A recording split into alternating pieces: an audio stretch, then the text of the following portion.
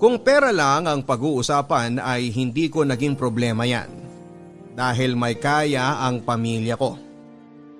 Ang nanay ko po ay isang dentist at engineer naman ang tatay ko. Ako po si Ernest at maswerte ako sa naging mga magulang ko, Papa Dudut. Simula pagkabata ay ramdam ko na ang pagmamahal nila sa akin at ang tuwa nila kapag nakagawa ako ng mga bagay na maipagmamalaki nila. Kaya palagi akong honor sa klase at sumasali sa mga pa-contest sa school para mas lalong maging proud ang mga parents ko. Nang naisip kong kumuha ng aeronautics ay hindi sila nagdalawang isip na suportahan ako. Naging idol ko po ang tito ko na isa ring pong piloto dahil nakakapunta siya sa iba't ibang bansa at malaki din ang sinasahod niya. Gusto kong magkaroon ng magandang bahay at maraming kotse kaya ang pagiging piloto ang naisip kong trabaho. Naramdaman ko na may takot si Nanay Rita dahil sa delikado ang pagiging piloto. Dahil marahil sa mga naririnig na balitang bumabagsak na eroplano, kaya siya takot sa kursong kinuha ko. Parati ko na lang nilalambing ang nanay at ina-assure ko siya na mag-iingat ako parati. Dahil na rin sa tulong ng tito ko na isa ng senior pilot, ay napabilis ang mga proseso ng pagpipiloto ko. Maraming pera ang nagastos para lamang makagraduate ako. Ang mahal ng kursong pinili ko. Pero alam ko nakikitain ko rin naman ang lahat ng yon at ibabalik ko sa mga magulang ko at sa tito ko ang mga nagastos nila sa akin. Nakita ko, Papa Dudut, na sobrang saya at proud ng parents ko nang makapagtapos ako sa aking pag-aaral. Mga ilang taon lang ay naging ganap na piloto ako sa isang commercial flight na lumilipad internationally. Nakakarating ako sa iba't ibang bansa, kumikita ng malaking pera kaya nakapagpagawa kaagad ako ng bahay at nakabili ng kotse. Kaya hindi ako nahirapan nang magdesisyon akong maghanap ng aking mapapangasawa dahil financially stable na ako. Hindi maghihirap ang magiging anak ko. Kung naging maginhawa ang buhay ko sa piling ng mga magulang ko, ay mas gusto kong ibigay ang ibang level ng kaginhawahan sa magiging anak ko. Pinakasalan ko, Papa Dudut, ang girlfriend ko na si Joanna noong 27 years old ako. Kababayan ko at magkakilala ang pamilya namin sa Marikina. Maganda siya at matalinong babae. Nakapagtapos siya ng kursong accountancy.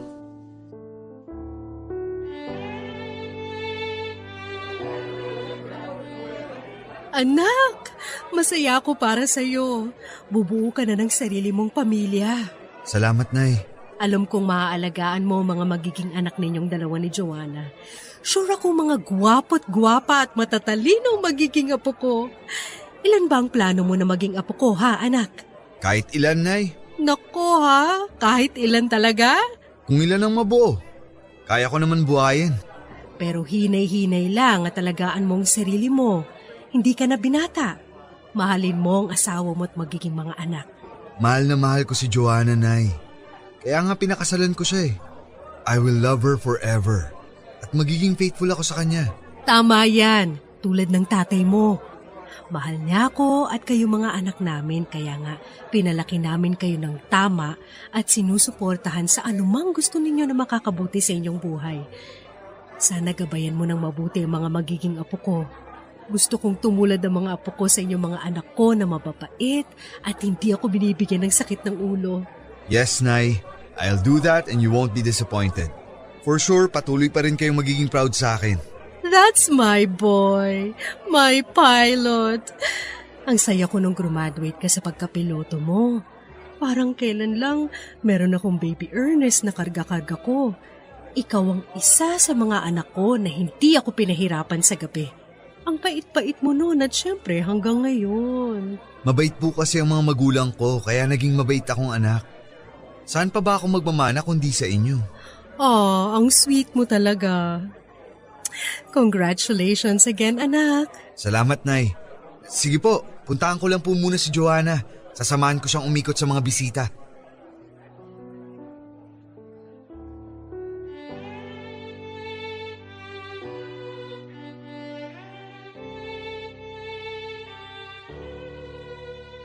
Joanna, Han, kamusta ang pagbubuntis mo sa second baby natin? Han, after ko may panganak si baby, magpa-planning na tayo ha. Ayoko muna silang sundan. Bakit naman? Gusto ko rin makapagtrabaho. Wag na. Kaya ko naman buhayin ang mga magiging anak natin. Hindi ko kayo pababayaan. Alam ko naman na kayang-kaya mo kaming buhayin. Ang sa akin lang, Han, gusto ko rin magka-career. Karir naman ang pagiging ina at asawa sa akin. Ikaw talaga. Gusto kong matupad din ang pangarap ko. Gusto kong magtrabaho sa bangko. Delikado kaya magtrabaho sa bangko. Baka may mga masasamang loob na mang-hold up sa bangkong papasukan mo. Lahat naman ng lugar at trabaho delikado kung iisipin mo. Sa bagay, tama ka naman dyan. Mas delikado pa nga yung pagpapalipad mo ng eroplano kung tutuusin eh. Ay, ito na naman po kami. Basta Han, huwag mo na akong sabayan. Huwag mo na rin akong kontrahin. Kapakanan mo lang ang iniisip ko. Kapakanan yun ng mga anak ko. Gusto kong lumaki ang mga anak natin na nasusubaybayan mo. Ako na maghahanap ng pera. Kinakaya ko naman kahit malayo ako sa inyo. Kaya kong buhayin kahit 1 dosena pa ang magiging anak natin. Ganyan ako ka-inspired, Han. Hindi pala biro yung sinasabi mo na 1 dosena ang gusto mo maging anak natin? Oo, hindi biro yun. Makaka-1 dosena talaga ako sa'yo kung makakalusot. Naku, ginawa mo naman akong baboy. Parang hindi ko naman kaya yung gusto mong mangyari. Isa pa, madali akong malulosyang yan. Alam kong maaalagaan mo ang sarili mo ng maigi. Ngayon nga, parang wala ka pang anak. Parang hindi ka nga buntis sa second baby natin eh. Tingin ko talaga forever mong mamaintain ang figure mo. Pero Ernest… Shh! Huwag na natin pagtalunan to, Han, please. Han, nandiyan ka pa ba? Sige na Ernest, nagising na si Earl. Tumawag ka na lang mamaya. Sige. I love you, Han. I love you too.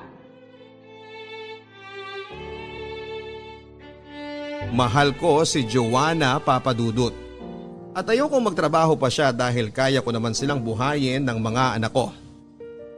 Mas mabuti na rin na nasa bahay lang ang asawa ko para mas masabaybayan niya ang mga anak namin.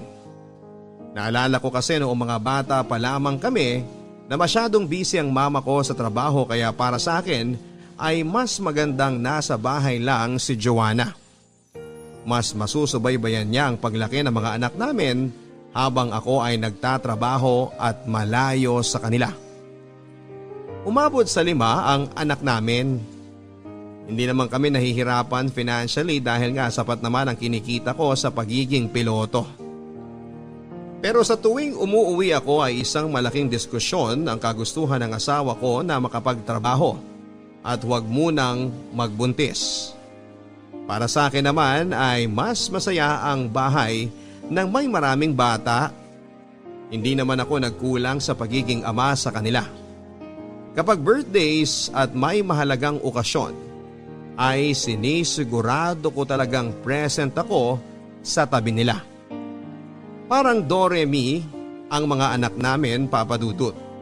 Halos hindi nabakante ang tiyan ng asawa ko. Kapag nakikita kami ng mga kaibigan ko ay sinasabihan nila ako ng ibang klase raw ako. Ang sipag ko raw gumawa ng baby. Ang sabi ko naman sa kanila na kapag kaya mong bumuhay ng 1 dosenang anak, di gumawa ka ng 1 dosenang anak. At para sa akin, Papa Dudut, dapat ay siguraduhin lang na mabibigyan ng sapat na edukasyon at natutugunan ng pangangailangan ng mga bata. Ito ang requirements para pwede kang magparami ng lahi. Ernest, kapag may panganak ko na tong pang-anim natin, pwede bang magpalay-gate na ako? Ano? Bakit mo naman gagawin yun? Tama na siguro ang 6 na anak. Ilang buwan pa lang nakakapagpahinga tong bahay bata ko meron na namang laman. Han naman, ang saya-saya kaya ng bahay natin. Kinaiinggitan nga ako ng mga kaibigan ko kasi pwede na raw tayong gumawa ng YouTube channel natin. Simulan mo na kaya mag-vlog, Han. Nasasabi mo lang yan kasi hindi ikaw ang nagbubuntis. Di ikaw ang mag-vlog kung gusto mo. Ang hirap, Ernest, para na ako masisiraan ng ulo. Parati na lang ako nandito sa bahay, wala na akong ginawa kundi magbuntis. Mag-family planning naman tayo. Ayaw mo naman akong painumin ng pills. Para sana kahit magpakasasa ka. Ang dami mong pinagbabawal. Han, maraming beses na natin napag-usapan to. Hindi ka magpapalay gate, tapos. Hindi mo ako pinapakinggan Binibigay ko naman lahat sa inyo ah. Magandang bahay, magandang buhay. Nabubuhay ko naman kayo ng maayos. So anong problema mo, Joanna? Ernest, hindi ako nagpakasal sa'yo para maging paanakan. May sarili din akong pangarap. Pagkatapos kong gumraduate, nagpakasal agad ako sa'yo. Hindi ko na-enjoy ang pagiging dalaga ko. Anong gusto mong mangyari? Gusto mong maging dalaga ulit? Ganun ba? Ang hirap mo namang kausap. Hindi mo ako naiintindihan eh. Simple lang naman to. Nagtatrabaho ko para sa pamilya natin. Ako ang tatay, ikaw ang nanay. Kaya dito ka sa bahay. Masyadong makalumay ang pananaw mo. Basta, dito ka lang sa bahay. Di ikaw dito sa bahay. Palit tayo para maranasan mo ang pinagdadaanan ko araw-araw.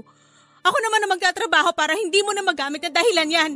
Akala mo ba madaling mag-alaga ng 5 bata? Tapos may isa pang madadagdag? 6 na bata? Anong akala mo sa akin, daycare teacher? Para naman akong preso dito! Joanna, please. Pwede ba tumigil ka na? Sa ayaw at sa gusto mo, iinom ako ng pills pagkatapos ko may panganak to! Sige, subukan mo lang. Tama na ang 6 na anak. Pagod na ako sa kakabuntis taon-taon. Pagod na ako sa buhay ko. Hindi lang naman dahil sa pera nabubuhay ang isang tao, Han. Gusto ko rin magkaroon ng fulfillment sa buhay. Sa ibang aspeto na pinapangarap ko noon. Kung ganito lang pala, mabubulok na lang ako dito sa bahay at mag-aalaga ng mga bata, bakit pa ako nag-aral at nagtapos ng college? Sana naging yaya na lang ako. Hindi kita maintindihan. Kinaiingitan ka ng mga kaibigan mo. Ito yung klase ng buhay na gusto sana nila para sa sarili nila. Maswerte ka, Han, at naibibigay ko lahat ng mga pangangailangan nyo. At higit pa. Tapos galit na galit ka sa akin kasi gusto mo magtrabaho?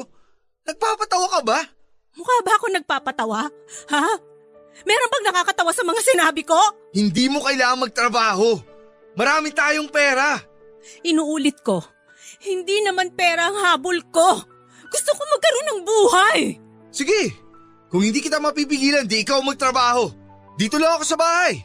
Titi Aya, ako ang mag-aalaga sa mga anak natin. Bukas mag-apply ka na ng trabaho. Ang lakas naman ng loob mo magsalita ng ganyan. Bakit gaano ka ba katagal dito sa bahay? Oo, umuwi ka pag may mga special occasion, pero hindi mo alam ang hirap na mag-alaga ng 5 bata araw-araw. Wala kang alam kasi wala ka naman dito. Kaya wag mo akong yabangan, Ernest. Provider ka lang pero hindi ka naging ama sa mga anak mo dahil hindi nila naramdaman ang presensya mo.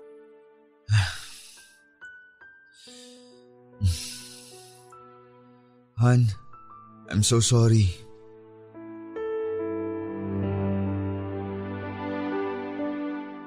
Natigilan ako sa sinabi ng asawa ko sa akin, Papa Dudut. Siguro nga'y gusto niya na talaga na-explore din ang kakayahan niya dahil hindi nga niya napakinabangan ang natapos niya sa kolehiyo. Kaya pinayagan ko si Joanna na mag-family planning na kami at tama na muna ang 6 na mga anak. Ang usapan namin na kapag naging 2 years old na ang bunso namin ay pwede na siyang magtrabaho.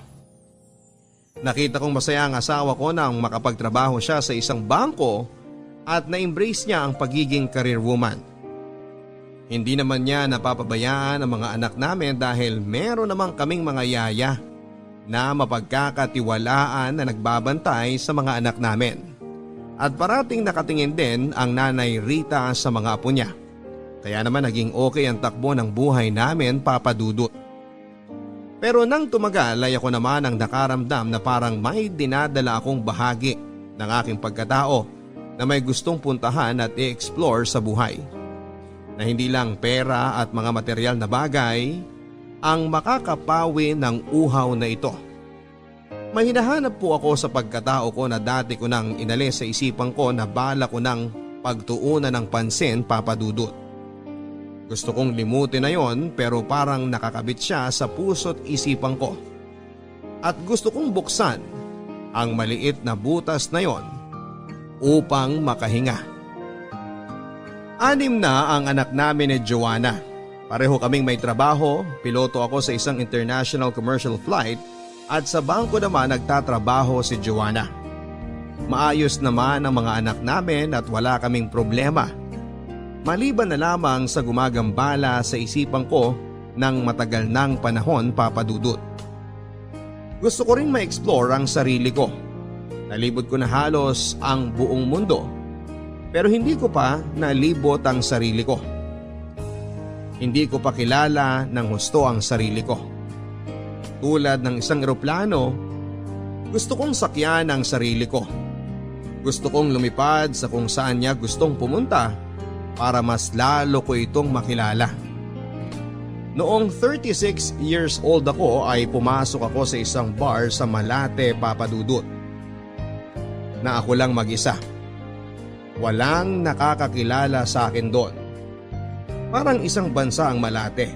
May sariling kultura, malayang nakakagalaw ang mga tao na para bang mabilis na mga jet plane na nagliliparan sa himpapawid.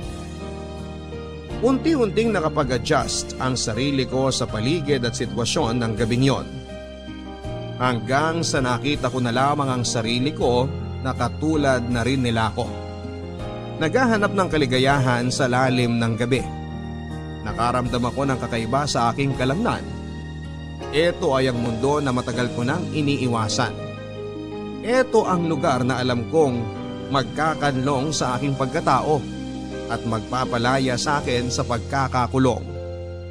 Dito ko nahanap ang tunay na ako, Papadudut. Nakilala ko si Felix, isang college student sa umaga at bartender naman sa gabi. Matangkad siya, matipuno ang katawan at napakalakas ng kanyang sex appeal. Nang gabing yon ay nagkasundo kaming sumama siya sa akin sa bahay na binili ko sa bandang JP Rizal, Makati. At nangyari ang isang bagay na matagal ko nang gustong subukan. Bata pa ako, Papadudut, at attracted ako sa lalaki. Pero pinipigilan ko lang dahil ayokong ma-disappoint ang mga parents ko dahil parati kong naririnig sa kanila na hindi maganda ang maging isang bakla. Sinubukan kong ibaon yon sa pinakamalalim na parte ng aking pagkatao. Hindi ko pa naman maituturing ang sarili ko na bakla dahil wala naman akong mga senyales ng pagiging bakla mula nang subukan kong talikuran ang bahaging ito ng aking pagkatao. Hilig ko lang ang tumingin sa mga lalaki pero hindi ko naman binibigyan yon ng kakaibang ibig sabihin. Akala ko ay normal lang yon na guy crush, Papadudut. All this time ay mali pala ako.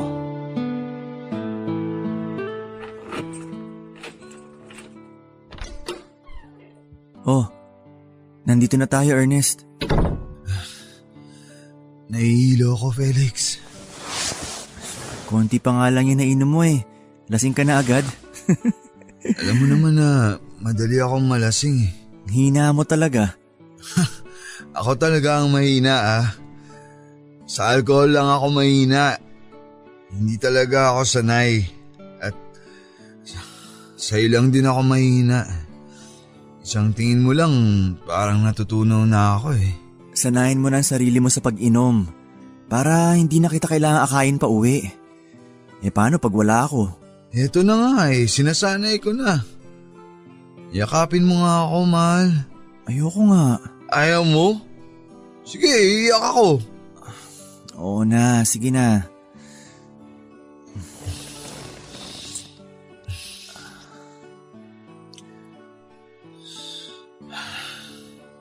Huwag ka na kaya magtrabaho. Huwag ka nang pumasok dun sa bar.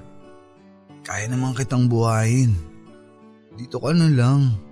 Final na ba yan? Di na magbabago isip mo? Oo. Gusto ko dito ka lang. Hindi ba 2 taon na lang at tapos ka na sa pag-aaral mo? Oo. Konting tiis na lang at makukuha ko ng diploma ko. Basta, ako na lang ang pagsilbihan mo. Bibigay ko sa'yo lahat. Ang yaman talaga ng mahal ko. Hindi ba nakwento mo minsan na ayaw ng asawa mo na nasa bahay lang? Gusto niya nagtatrabaho rin siya? Gusto niya na may sarili siyang career? Oo, matigas ang ulo eh. Yun ang gusto niya kaya pinayagan ko na lang. Iba ka rin kasi. Hindi mo man lang pinagpahinga. Naka-6 na sunod-sunod na anak ka. Daig mo pa yung rabbit sa hilig mo ah. Mukhang sa alcohol ka lang talaga mahina. Halikan mo ako, mahal. Please, mahal. Paligayahin mo ako.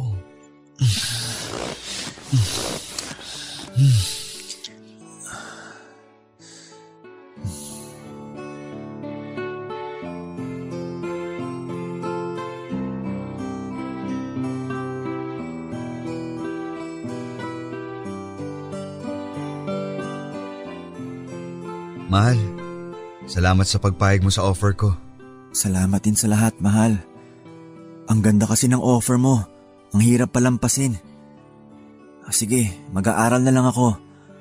Basta ipangako mo sa akin na ikaw sasagot sa lahat ng kakailanganin ko. At dito na ako titira.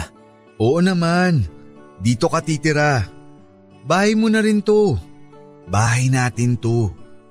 At dapat naman talaga na ako ang gagastos para sa'yo. Mahal ko tong baby ko eh. Basta ako lang ha. Huwag kang titikim ng iba. Bakit naman ako titikim ng iba? Malay natin. Ikaw talaga, mahal. Faithful ako sa'yo. Walang iba. Ikaw lang. Salamat. Balik ako dito sa weekend. Uwi lang ako sa family ko. Sige. Mag-iwan ako ng pera. Nga pala, mahal. Hilingin ko sa'yo na wala muna sanang makakaalam ng tungkol sa ating dalawa. Oo naman, mahal. Lalong-lalo na ang misis ko.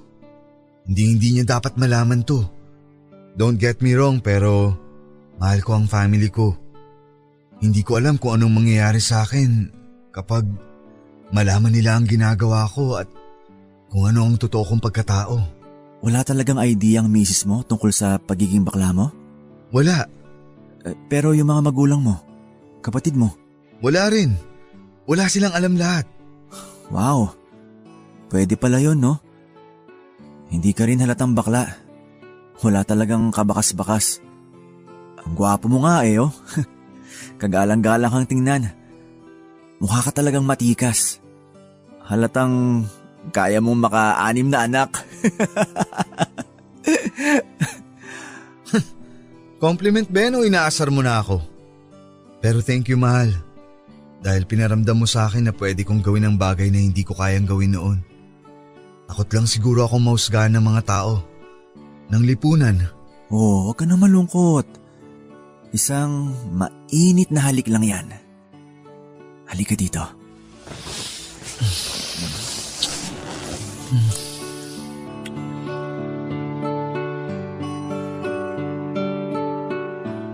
Nag-iingat akong malaman ng mga kakilala ko ang tungkol sa pagiging bakla ko.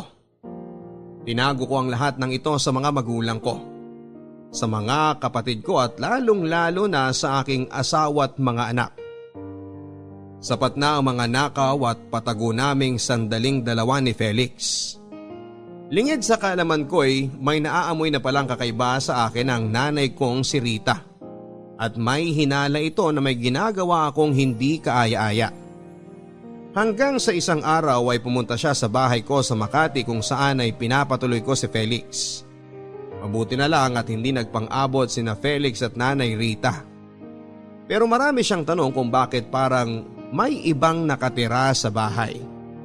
Napansin niya kasing may ibang gamit sa bahay bukod sa mga gamit ko. Ang sabi ko na lang sa kanya na pumupunta rin ang mga katrabaho o mga kaibigan ko sa airline sa bahay para magpalipas ng gabi paminsan-minsan. Ang sabi ng nanay ko ay kumuha na ako ng kasambahay para may mag-asikaso sa akin kapag nandun ako sa bahay ko sa Makati. Pero ang sabi ko naman ay kaya ko na ang sarili ko.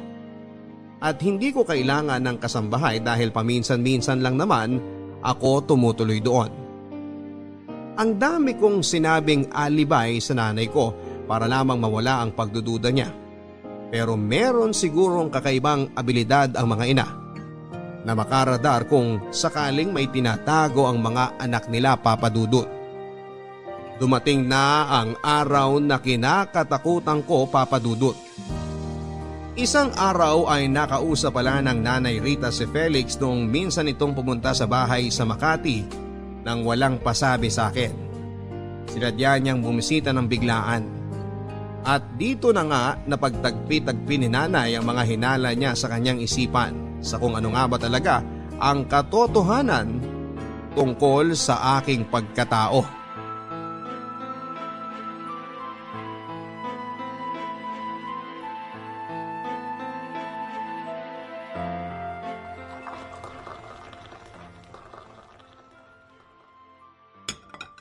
Kaano-ano mo yung Felix na yon? Ha? Kasama ko siya sa trabaho, Nay. Huwag kang magsinungaling sa akin. Kilala kita. Alam ko. Paano hindi ko malalaman? Dito ka galing sa akin kaya alam ko kung anong tumatakbo dyan sa utak mo. Hindi nagkakamali ang mga kutob ko, Ernest. Kailan pa ang relasyon ninyong dalawa ng Felix na yon, ha? Nay. Inumin mo yung tinimpla kong tsaa habang mainit pa. Ernest, pinalaki kita sa abot ng makakaya ko.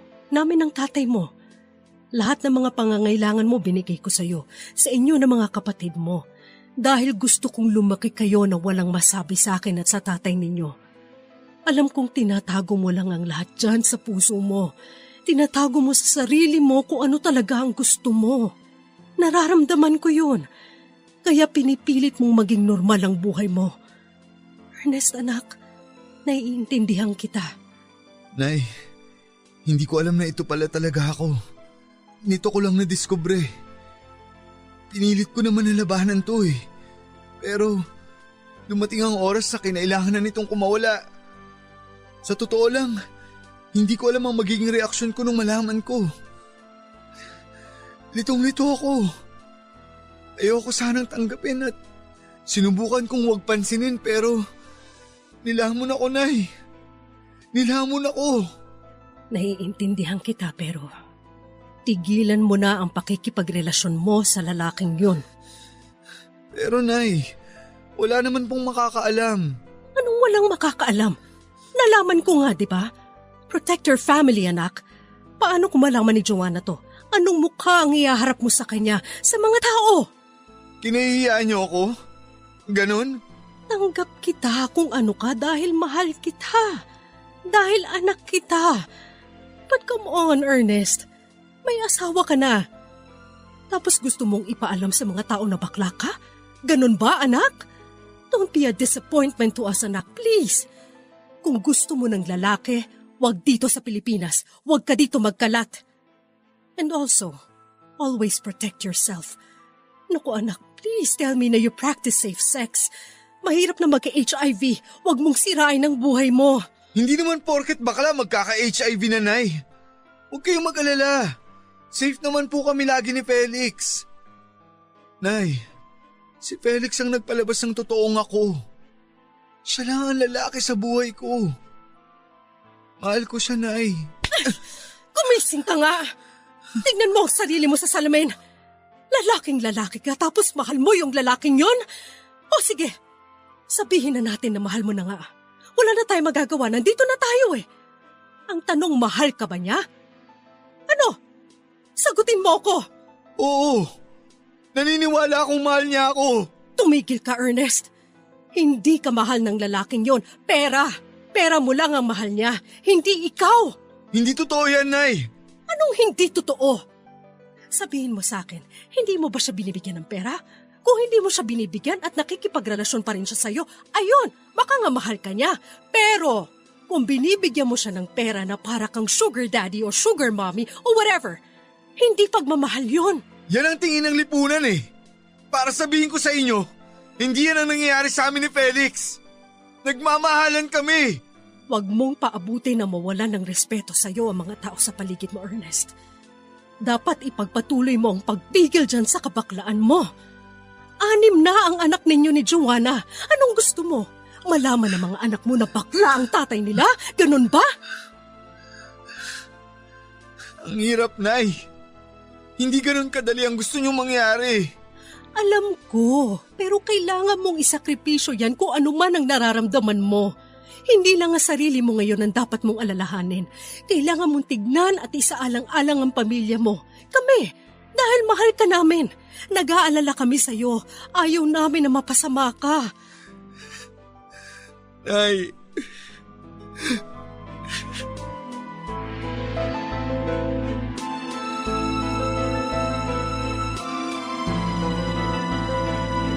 Sa mga oras na yon ay hindi magkasundo ang utak at puso ko sa kung ano ang magiging desisyon ko, Papa Dudut.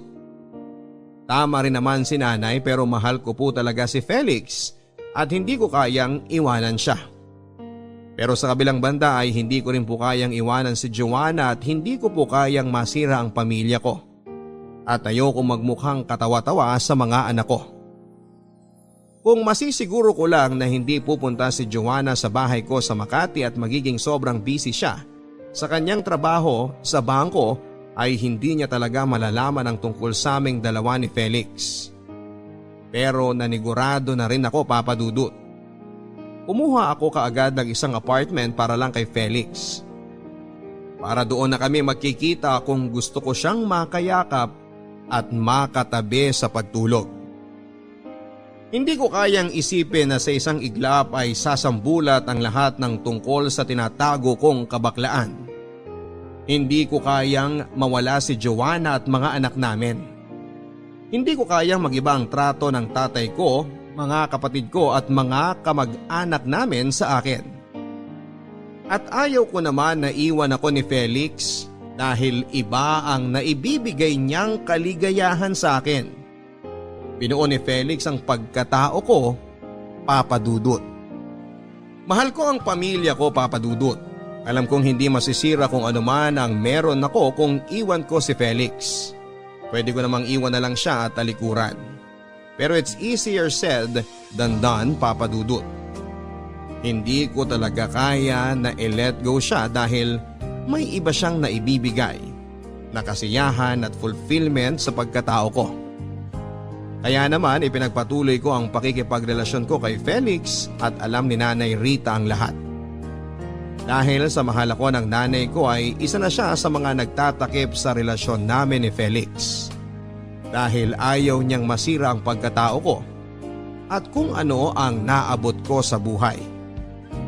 Pinaghirapan ko ang lahat ng tinatamasa kong ito, Papa Dudut, at ayaw niyang sa isang iglap ay mawawala ang lahat na parang bula. May mga pasundot-sundot pa ring salita si Nanay Rita sa akin at maging kay Felix para tumigil na kami sa aming relasyon na para sa kanya ay isang kahibangan. Ang sabi ko naman ay hindi bale ng nahihibang, basta makapiling ko lang si Felix. Iba talaga ang naging tama sa akin ni Felix, Papa Dudut. Nakapagtapos na ng college si Felix at gusto na niyang magtrabaho ng naaayon sa kanyang kurso. Ang sabi ko naman na huwag nang magtrabaho at ako na lang ang pagtuunan niya ng kanyang panahon. Umayag naman siya. Kaya masaya ako na kapag kailangan ko ang yakap niya anytime ay nandyan lang siya para ibigay sa akin ang init ng kanyang katawan.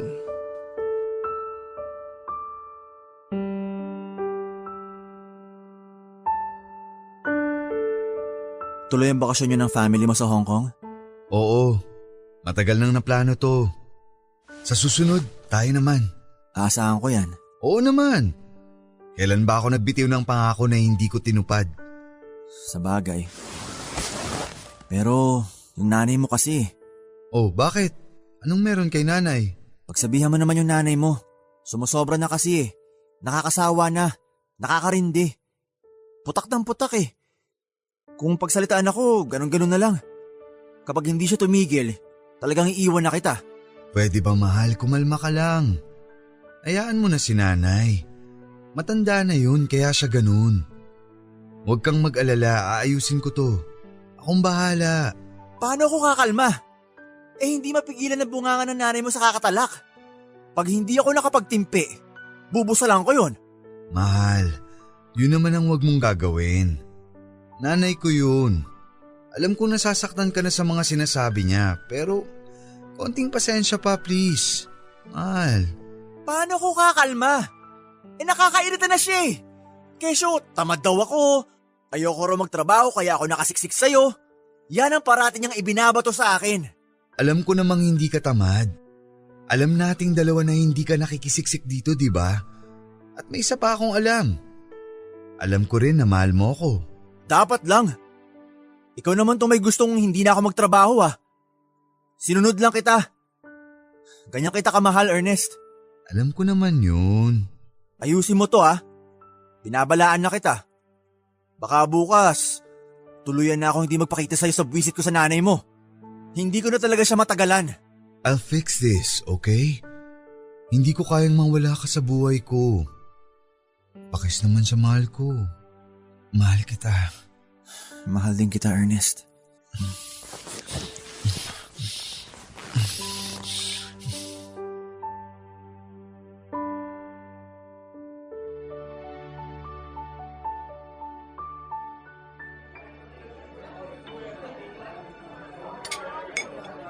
Nay, tigilan mo na si Felix. Hayaan mo na kaming dalawa. Bakit? Ano bang sabi ng lalaking yun sa'yo, ha? Nag-iingat naman kaming dalawa. Alam mo, Ernest, ikaw itong sisira sa sarili mo. Tanggap kita kung ano ka, pero Pero hindi pwedeng ganito, ganyan. Paano yun nasabing tanggap niyo ako kung ang dami niyong kondisyon? may asawa ka na. Kung siguro wala ka pang pamilya, pwede ka manlalaki ng manlalaki. Alam mo bang pinagtatakpan na kita sa asawa mo? Nagsisimula na siyang magtanong. Naghihinala na siya na baka meron kang ibang babae. Kung alam lang niya na lalaki at hindi babae, baka mabaliw ang asawa mo. Nay, huwag niyo namang gawing katatawanan to, please. Hindi madali itong pinagdaraanan ko. Nay, ayoko malaman ni Joanna ang tungkol dito. Alam mo, kung hindi mo titigilan tong relasyon mo sa Felix na yan, malalaman at malalaman talaga ng asawa mo. Darating ang panahon na hindi ko nakakayanin pang pagtakpan ka. Pagtataksil itong ginagawa mo at ang pinakamasama dito ay kinukonsinti ko ang pagtataksil mo, Ernest. Masusunog ang kaluluwa ko sa impyerno. Hindi ka ba natatakot sa pwedeng mangyari sa akin? Nay, alam ko pong nahihirapan na rin kayo na pagtakpan ako pero please lang po. Unting panahon pa. Tulungan niyo na muna ako habang nag-iisip ako ng maganda na pwede kong gawin. Lahat ng paraan ng pagtulong sa'yo ginawa ko na, Ernest. Sino bang ina ang gugustuhin ipahamak ang kanilang anak? Pero darating talaga ang panahon na liliyab itong apoy na to at masusunog ka sa ginagawa mong pagtataksil. Mali ito! Kailangang itama mo to at hindi pwedeng mali ang aayos sa isang pagkakamali.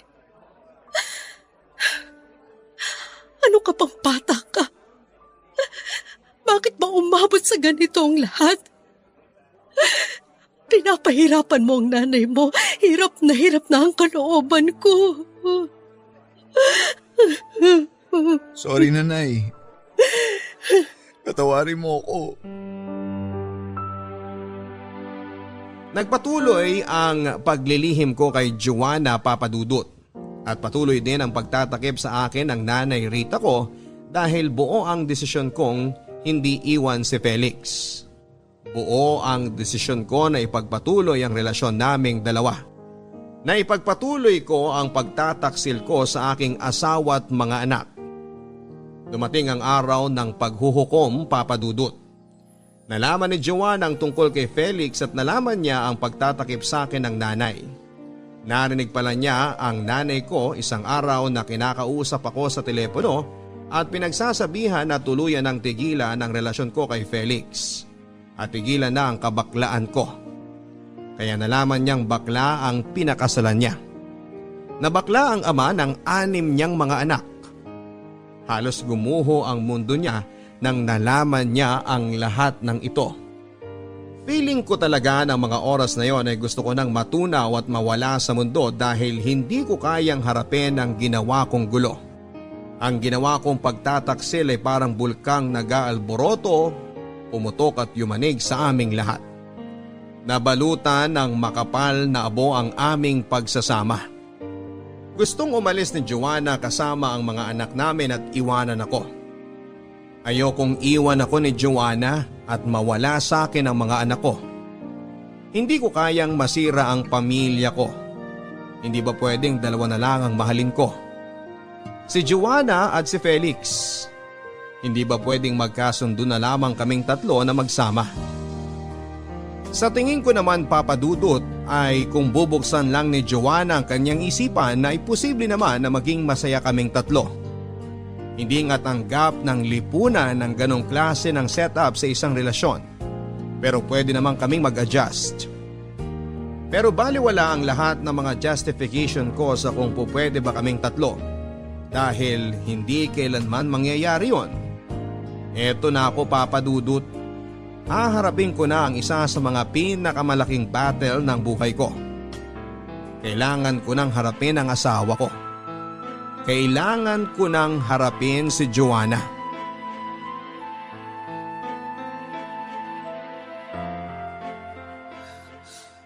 Han, please. Pinagmukha mo akong tanga!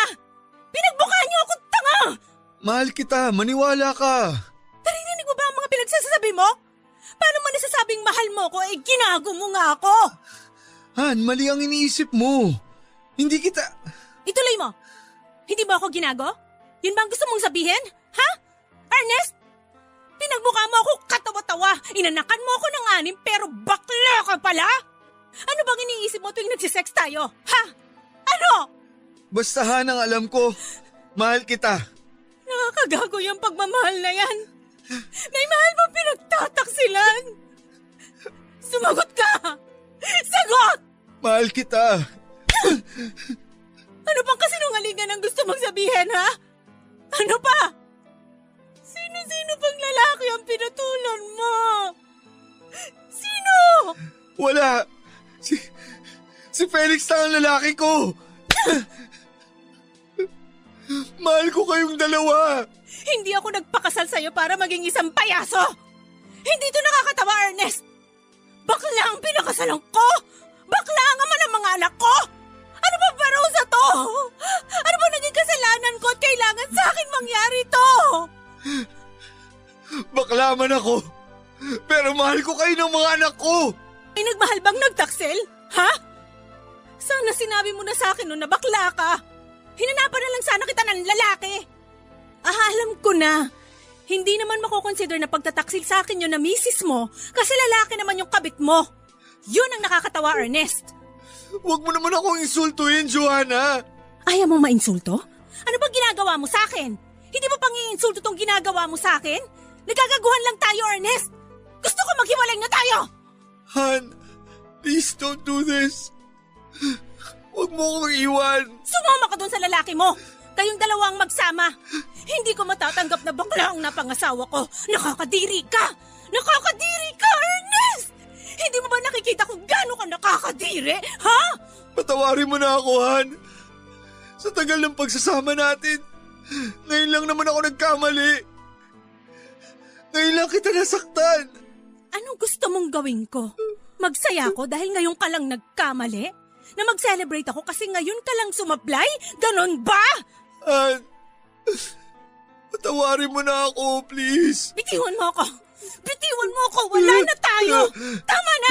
Pwede bang gawin mo na lahat ng gusto mong gawin? Magpakabakla ka? Wala na akong pakialam! Hihiwalayan na kita! Joanna!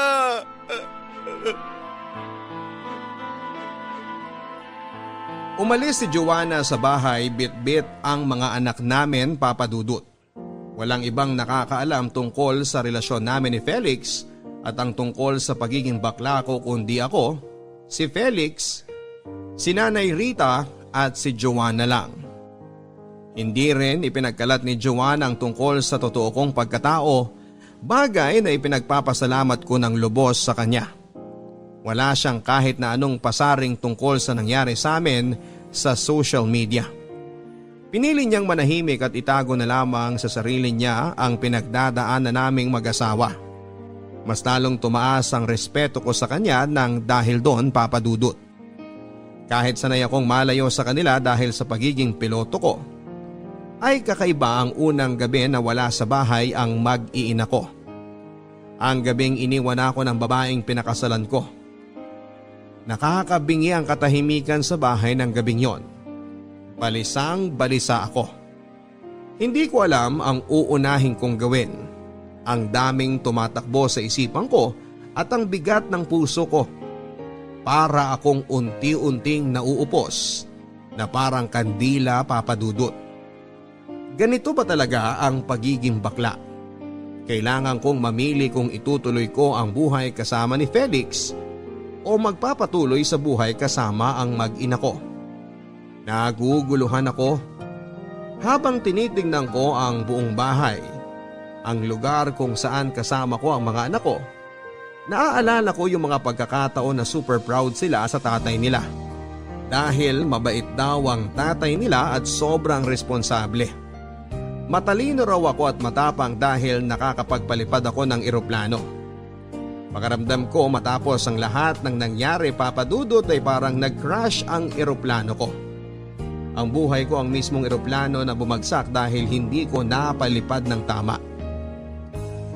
Kinausap ng Nanay Rita si Joanna at sinabi nitong hiniwalayan ko na si Felix at nangakong hindi na muling gagawa ng bagay na may kinalaman sa kabaklaan. Bumalik si Joanna sa akin kasama ang mga anak namin, Papa Dudut, at sobrang saya ng puso ko. Tuluyan ko bang iiwanan ang parte ng buhay ko na kasing kulay ng bahaghari? Tuluyan ko na bang kakalimutan ang mga gabing yakap-yakap ko si Felix? Ibabaong ko na ba sa limot ang lahat?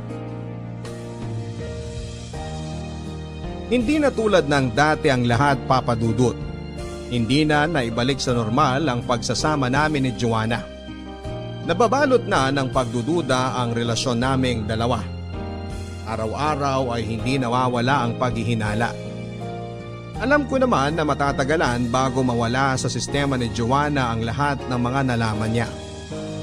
Maghihintay ako, Papa Dudut. Hihintayin ko na bumalik ang dating Joanna na kilala ko, na katuwang ko. Ang dating Joanna na mahal ako. Ang Joanna na asawa ko. Nagpapasalamat ako sa Nanay Rita ko dahil nakumbinsi niya si Joanna na makipagbalikan sa akin. Muling nabuo ang pamilya ko, Papa Dudut.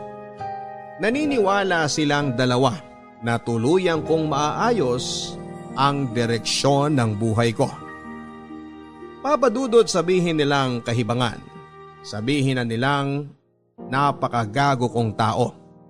Sabihin na nila ang gusto nilang sabihin pero hindi ko talaga matiis si Felix. Kailangan ko siya sa tabi ko. Kailangan ko siyang makita, makausap at makasama. Kailangan kong maramdaman ang presensya niya.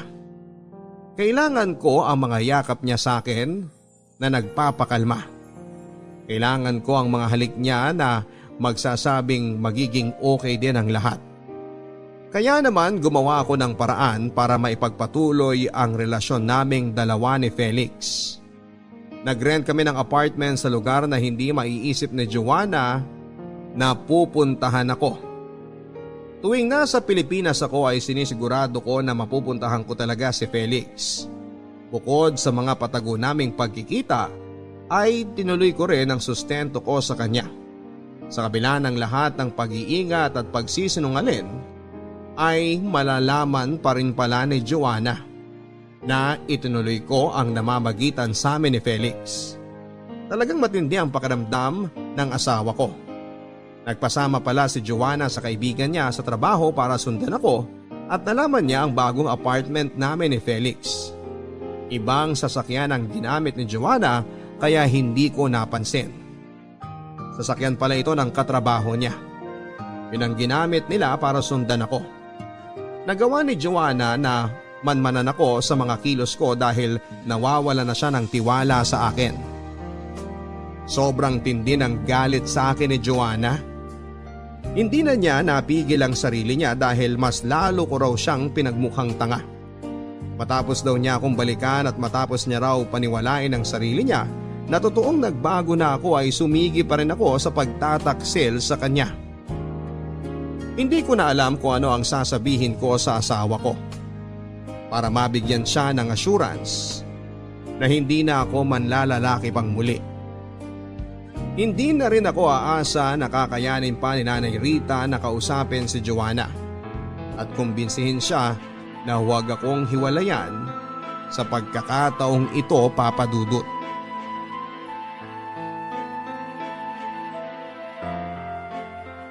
Please naman, makinig ka sa akin, Han. Kitang-kita ko ang lahat.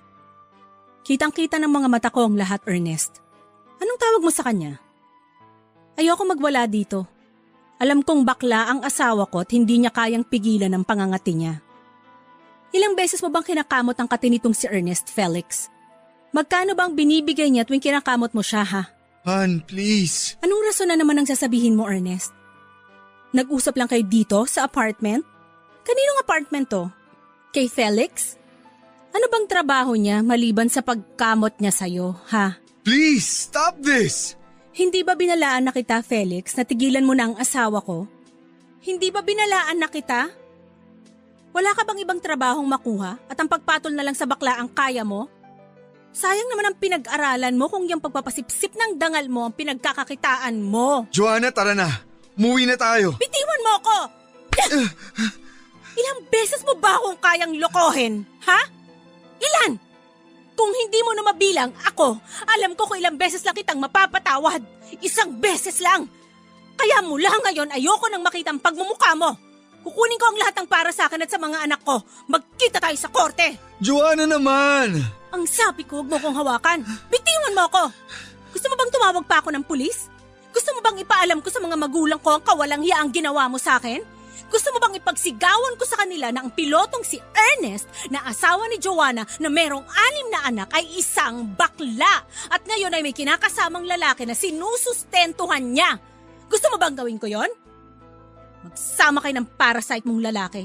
Masunog sana kayo sa impyerno, mga bakla! Joanna! Han! Joanna!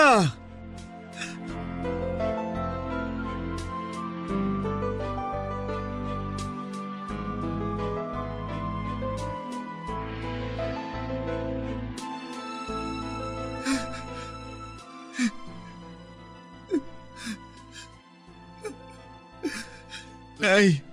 Ano bang iniiyak mo dyan? Tumigil ka nga.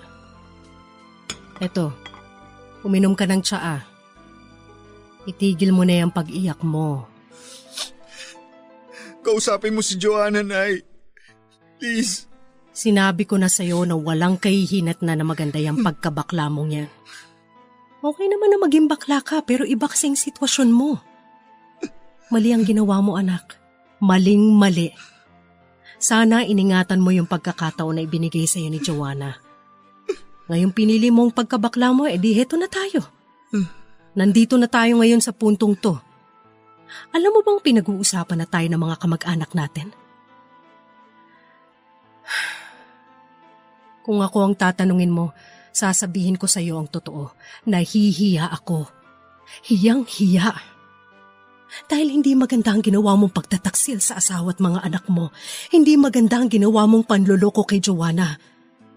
Anak, hindi ko ikinahihiya ang pagiging bakla mo. Tanggap ko yun. Marami akong kilalang bakla at malapit ako sa kanila. Pero nabubuhay sila na walang sino mang niloloko. Hindi sila naglihim. Naging totoo sila sa sarili nila at sa mga tao sa paligid nila. Wala silang inagrabyado. Sana noon pa sinabi mo na sa akin ang lahat. Nay. Nandito na tayo sa sitwasyong ayaw sana nating mangyari. Ernest, sana matuto ka ng magdesisyon at mamili this time. Nay. Tulungan mo ako, Nay. Please. Ayusin mo naman to.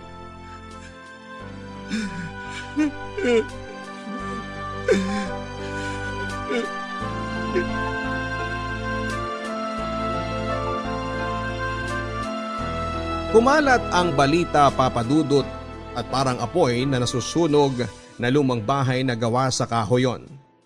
Mabilis akong tinupok ng apoy, pinandirihan ako, ang tanga-tanga ko raw. Inusgahan ako ng lahat ng mga taong nakapalibot sa akin. Inusgahan ang pagiging bakla ko. Pinagtawanan ang pagiging ama ko sa 6 na anak ko. Pero bakla naman pala ako at lalaki din daw ang gusto. Wala daw sa itsura ko ang pagiging bakla. Kung ano raw ang tikas ng aking panlabas, ay siya namang lambot sa loob ko. Lambot daw na itinatago ko pa. Hindi na raw ako nahiya at bumuo pa raw ako ng malaking pamilya. Bakit daw ako naging piloto bakla naman ako? Ano ba dapat ang bakla? Napaka-backward ng thinking ng mga tao sa isang bakla, sa isang pag-ibig. Hindi ko inisip ang kung ano ang sasabihin nila sa akin. Ang gusto ko lang naman ay matanggap ako ng pamilya ko. Mas importante ang pagtanggap at pagmamahal ng pamilya ko kesa sa iisipin at sasabihin ng iba. Dahil sobrang sakit dito sa puso ko, Papa Dudut, maging ang panganay ko ay ayaw na akong kilalanin bilang ama. Ang sakit dahil pati ang mga anak ko ay hinusgahan na ang pagkatao ko. Hindi ko ginajustify, Papa Dudut, maaring mali sa paningin ng marami, pero nagmahal lang naman ako. Sa kabila ng lahat ng yon ay hindi ko naman pinabayaan ang pamilya ko. Lahat ng pangangailangan nila ay ibinibigay ko.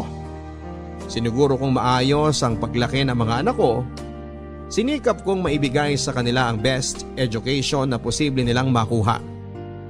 Tuloy ang pagsasama namin ni Felix at pinayagan ko na rin siyang magtrabaho si Felix para raw hindi magmukhang ako lang ang gumagastos at hinuhut-hutan niya ako, Papa Dudut.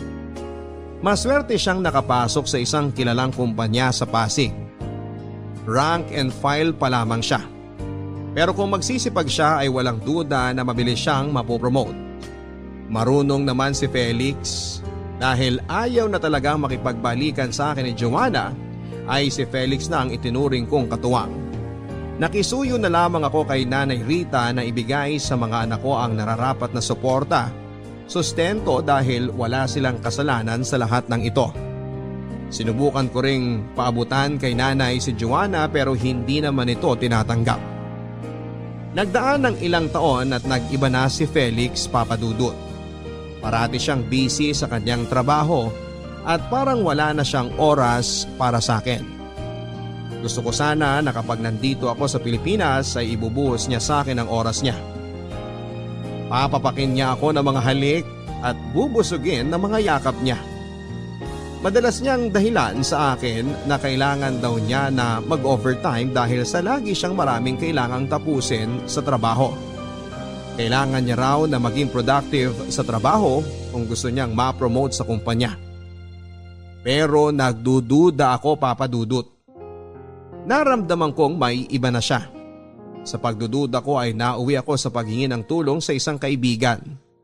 Bakla rin siya at naiintindihan niya ang pinagdadaanan ko. Nauwi kami sa isang solusyon sa problema ko, ang matyagan si Felix. Gamit ang social media ay madali nang maghalungkat ng mga impormasyon, lalo na kung active sa social media yung tao. Eksakto naman na ma-post ng kung ano-ano si Felix. Sa makatuwid ay naging stalker ang kaibigan ko, Papa Dudut, at sobrang sakit sa akin nang mapagdikit-dikit na niyang lahat ng mga nakuha niyang impormasyon. Nadurog ako nang malaman ko ang tinatago sa akin ni Felix.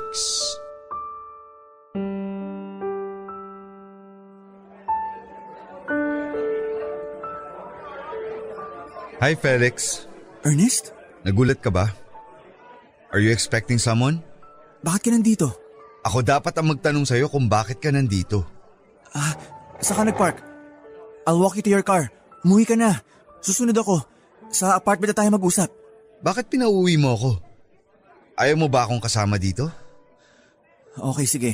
Aaminin ko na. Oo, I'm expecting someone. Please, Felix. Huwag kang gumawa ng gulo. So, tama nga lahat ng mga hinala ko. Mahal ko siya. Hindi ko akalaing aabot ako sa punto na kakailanganin ko ng babae sa buhay ko, Ernest. Don't get me wrong. Mahal din kita pero... Pero ano? Pero wala kasi ako ng kung anumang naibibigay niya sa'yo pag bumubuka ka siya, ganun ba?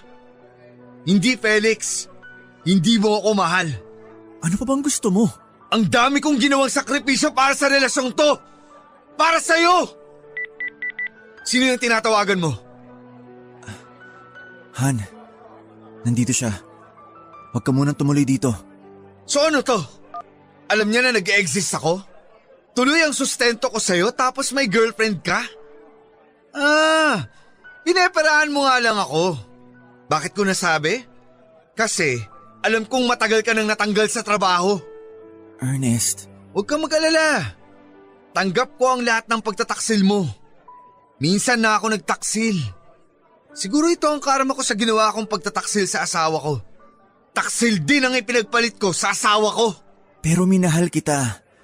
Hindi ko lang kaya magsama tayo na tayo lang. Lalaki ako. Maghahanap ako ng babae. Gusto ko rin bumuo ng sariling pamilya. Patawad, Ernest. Pumayag naman ang girlfriend ko sa magiging setup natin kung sakali eh. Ano? Pumayag siya dahil pareho kayong walang trabaho at ako ang source of income nyo? Ganun ba? Oo, ganun nga. Kung tutuusin, pinagtrabahuhan ko naman na nakuha kong pera sa'yo ah. Ginagamit mo ang katawan ko. Bayad ako sa kung ano mang ibinigay mo sa akin. Gago ka! Ang kapal na mukha mo! Gago! Mas gago ka!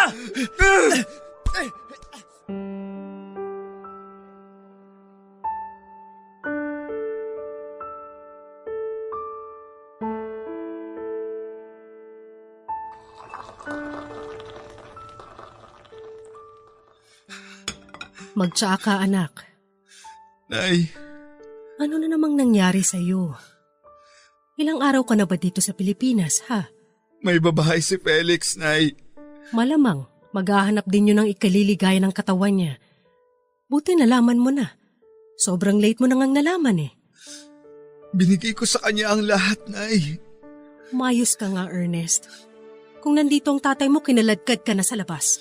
Ano ba tong ginawa ko sa sarili ko? Ngayon mo pa itatanong yan? Nay, tulungan mo ako. Anong gagawin ko? Balikan mo ang asawa at mga anak mo. Tama na yung lalaki-lalaki mo. Tama na yung mga walang katuturang kabaklaan mo na yan. Maging tao ka. Maging asawa ka kay Joanna. Maging ama ka sa mga anak mo. Alam ko, may ilalambot pa rin sa puso ni Joanna. Isalba mo ang pamilya mo. Isalba mo ang pagkatao mo.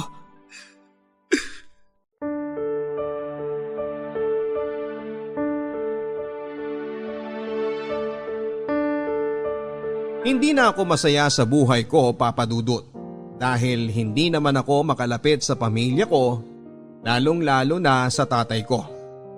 Mabuti na lamang ay naging ina pa rin si Nanay Rita sa akin. Hindi niya ako matiis. Nakipagayos ako sa mga kapatid at sa tatay ko. Sinubukan ko halos araw-araw na kausapin si Joanna pero ayaw na niya talaga. Hindi ko na alam kung ano ang gagawin ko para patawarin at tanggapin niya ulit sa buhay niya. Gusto ko pa rin sanang gampanan ang pagiging asawa ko sa kanya at tatay sa aming 6 na mga anak. At kahit naman tinuloy ko ang relasyon namin ni Felix matapos akong iwan ni Joanna sa pangalawang pagkakataon, ay hindi naman papadudot na wala ang pagmamahal ko sa kanya. Gusto ko nang magbago talaga.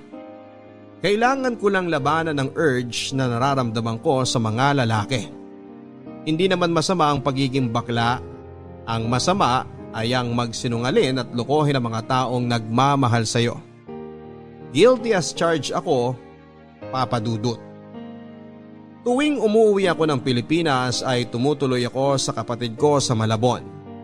Hilig ng kasambahay nila ang makinig ng programa ninyo, Papa Dudut. Nakakaaliw ang mga kwento at talagang kapupulutan ng aral. Kaya naman sumulat na ako sa inyo at nagbabaka sakali na ibahagi sa ating mga tagapakinig ang kwento ng buhay ko, pag-ibig at pag-asa. Alam ko na mas marami ang mga listeners natin ang mas may mabigat na pinagdaraanan. Pero sana kahit paano ay nakapaghatid ng konting kalinawagan itong kwento ko. Gusto ko sana makiusap sa lahat na sana huwag tayong manghusga ng tao. Sana ay pilitin natin o pag-aralan nating intindihin ang sitwasyon na pinagdaraanan po ng iba. Palawagin natin ang ating pananaw tungkol sa pag-ibig. Anuman ang maging kasarian, sana ay huwag tayong maging taksil sa mga minamahal natin. Dahil dito nag-uumpisa ang ikakasira ng inyong pagmamahalan at ikakawasak ng inyong pamilya. Tulad ng nangyari sa akin.